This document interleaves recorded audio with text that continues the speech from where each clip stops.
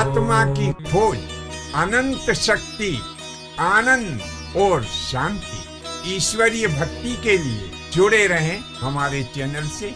आपका अपना चैनल गुरु अशोक तिवारी, लाइक और सब्सक्राइब करना ना भूलें। धन्यवाद। जय माता की, जय परशुराम।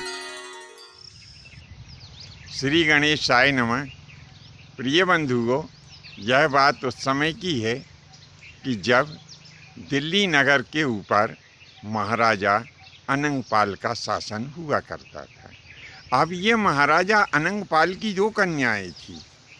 इनमें बड़ी कन्या का नाम कीर्ति मालिनी था, जो अजमेर के राजा श्रीमंत सोमेश्वर चौहान को ब्याही गई थी।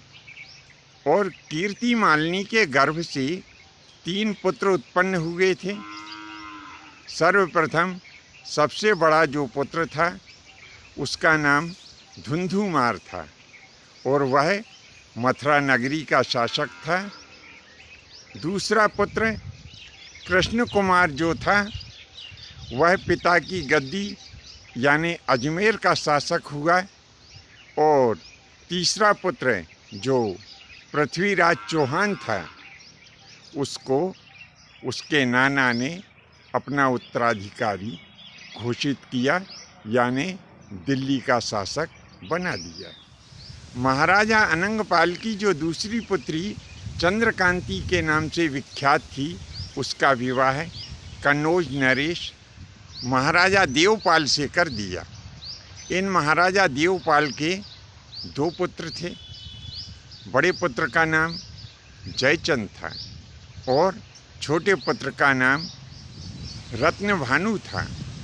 राजा देवपाल ने अपना राज्य दोनों पुत्रों में विधिवत आधा आधा बांट दिया और यह दोनों भाई प्रेम पूर्वक अपने अपने राज्यों का संचालन करने लगे।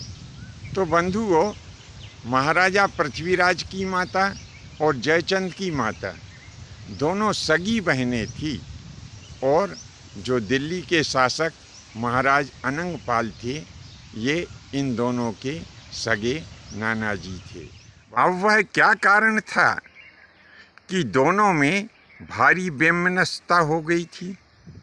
तो बंधुओं, इसका एक ही कारण है कि महाराजा जयचंद चाहते थे कि दिल्ली के राज्य में से उनको भी कुछ हिस्सा दिया जाए, परंतु दुर्भाग्यवश या परिस्थितिवश संपूर्ण राज्य महाराजा अनंगपाल ने पृथ्वीराज को दे दिया।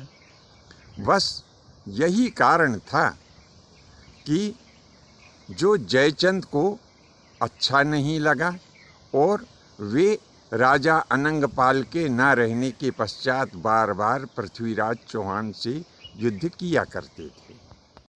यदि इस संबंध में दर्शक बंधुओं को कोई और विशेष जानकारी हो तो नीचे कमेंट्स बॉक्स में लिखने का कष्ट करें। आज्ञा दें। धन्यवाद। जय माता की, जय परशुराम जी की।